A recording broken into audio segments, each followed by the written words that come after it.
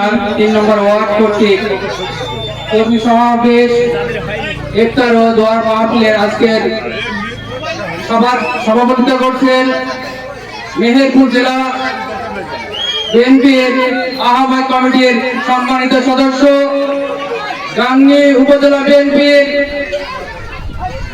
সভাপতি ও তিতমবাড়ি ইউনিয়নের বারবার নির্বাচিত চেয়ারম্যান শ্রদ্ধেয় চাচা জনাব রেজাউল হক বিশেষ অতিথি হিসাবে আসন গ্রহণ করেছেন। মেহেরপুর জেলা যুবদলের সিনিয়র সহসভাপতি আমার রাজনৈতিক গুরু জনাব আব্দুল হক মঞ্চে উপবিষ্ট আছেন। সিনিয়র নেতৃবৃন্দ ও আমার সামনে উপবিষ্ট আছেন সাথী ও বন্ধুগণ। আমরা আজ 3 নম্বর ওয়ার্ডের কমিটি গঠনের সদস্য সংগ্রহের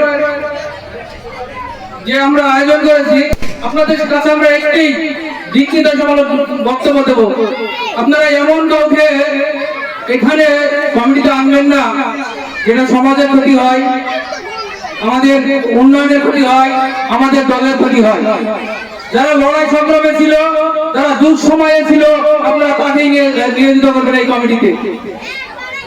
আরেকটি কথা বলতে চাই, আপনারা জানেন যে আমি দুঃসময় আমি একটা দিনও বাড়ি পাই, কোনদিনই বাড়ির মুখ দেখতে পাইনি। এই ফিল্ডে আসার আমার অনুমতি ছিল না, এই বাজারে আসার আমার অনুমতি ছিল না।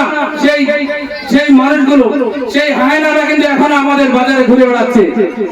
আমি কিছু দোকানদারকে বলবো, আপনারা এখনো কিন্তু ওই দোকানে বসে এই দেশের বিরুদ্ধে আপনারা ষড়যন্ত্র করছেন।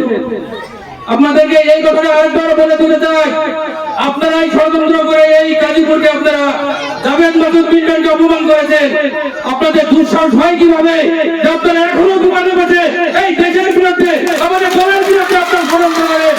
আমাদের মনে আছে যখন 2008 সালে যখন আমি এই বাজারের টেন্ডার জমা করেছিলাম, বন্ধুগণ আমার, আমি মাদ্রাসার নামে টেন্ডারটা জমা দিয়েছিলাম। এই টেন্ডার আমি পেয়েছিলাম গাংনী পাপিয়া হলে।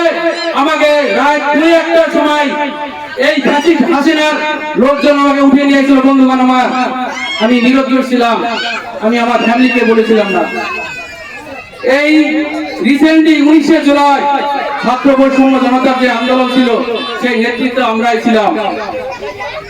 আপনারা জানেন যে সেদিনও আমাকে আমার বাড়ি থেকে উঠিয়ে নিয়ে যাওয়া হয়েছিল, আমি কাউকে বলেছিলাম না।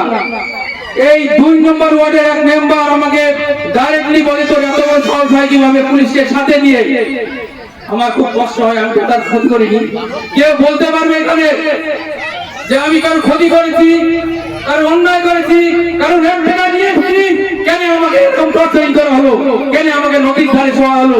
কেন আমি আমার রুটি কেন আমি আমার ঘাসের ধুয়ে খেলাম? এটা কি আমি কারো অন্যায় করেছিলাম, কারো ক্ষতি করেছিলাম? এই জন্য আপনাদের একটি কথা বলতে চাই যে আপনারা এমন একটা নেতা নির্বাচন করেন যেটা আমাদের দলের ভালো হয়, সমাজের ভালো হয়, যেন আমরা সেই মানুষটাকে নিয়ে আমরা গর্ব করে জাভেদ মাসুদ মিন্টনকে বলতে পারি যে ভাই, আমরা আপনার কাছে আমরা 2টা সভাপতি ছেড়ে আপনাকে উপস্থাপন করলাম।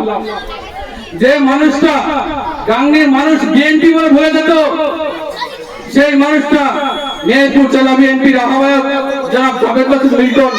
আপনারা জানেন যে দুঃসময় কে ছিল আর কারা ছিল না। সেই মানুষটার কথা বিবেচনা করেই আপনারা সভাপতি নির্ধারণ করবেন। এই বলে আমি আমার বক্তব্য শেষ করছি। আল্লাহ হাফেজ।